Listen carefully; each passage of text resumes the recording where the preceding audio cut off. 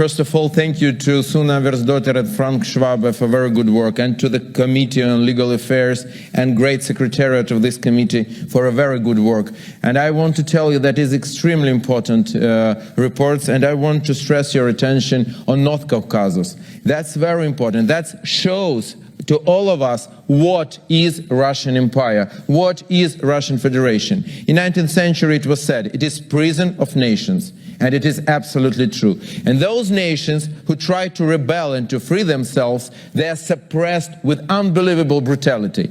And these, in North Caucasus we saw it. In 19th century there was a genocide of Cherkess people there. In 20th century there was a genocide of Chechen and Ingush people. When they, just imagine, all nation was, two nations were taken to the trains for livestock and sent in thousands of kilometers. 1/3 of these people died on the way to Kazakhstan, where they were sent. Just imagine this genocide. And at the end of 20th century, when they again tried to rebel for their future and freedom, they again were tortured.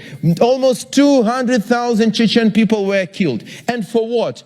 To make from Chechen people just fighters for Putin to attack new countries like Ukraine. Unborn in 2000 Chechen boys are now fighting in Ukraine against Ukrainians, led by collaborant, butcher and traitor of his own people, Ramzan Kadyrov.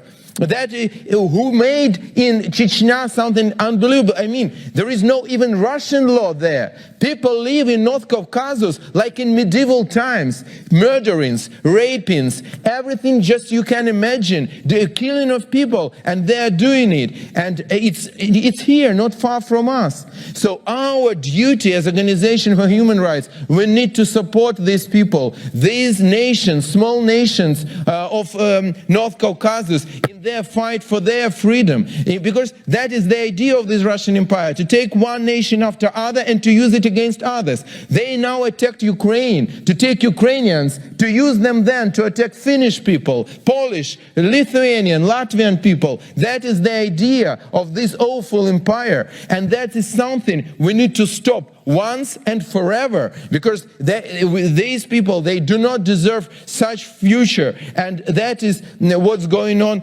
our eyes. So let us help these people, let us free these suppressed nations in Russian Federation, let us kill this zombie empire once and forever, let us free these people and give them possibility to live in normal life, not in medieval times, not being just a meat for Putin like he is using them now. Thank you very much.